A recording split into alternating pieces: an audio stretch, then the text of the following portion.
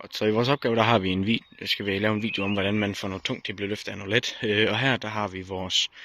traktor herhjemme, jeg har brugt, hvor vi skal finde ud af, hvor mange kilo, der bliver taget af heroppe fra. Altså for at løfte haven herop, så traktoren ikke tipper. Og det har vi så fundet ud af med, at den her, den vejer 950 kilo. Og for at finde ud af, hvor mange kilo, der bliver taget af foran til,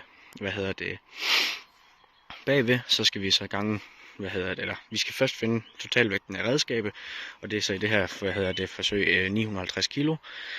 Og de 950 kilo, dem skal vi så, gange med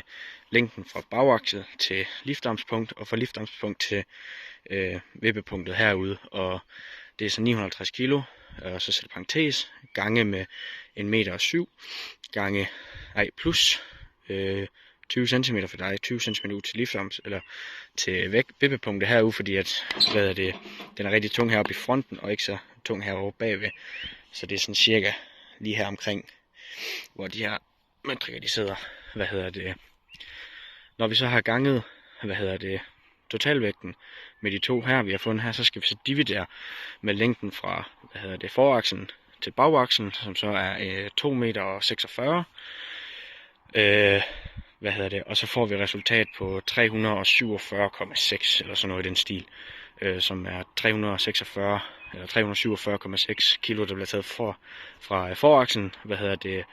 om bagved, når at, haven den løftes. Yes, og så når vi har fundet ud af, hvor mange kilo, der bliver taget fra foran til bagved, så skal vi så finde ud af hvor mange kilo vi skal have foran, for at det hele det kommer til at gå, til at blive helt lige. Sådan at det ingenting vipper. Og for det, der skal vi så finde ud af, hvor langt der er fra bagaksel til trækbom, og der er 1,07, så ganger du det med, redskabs totalvægt, som så er 950. Og de to tal, dem dividerer du med, akselafstanden igen, som så er 2,46, og så får du, 413 kilo, som bliver, som vi skal have foran, for at kunne få det hele til at gå, være lige, sådan at der ikke er noget, der vipper overhovedet. Og foran, der har vi, 4 gange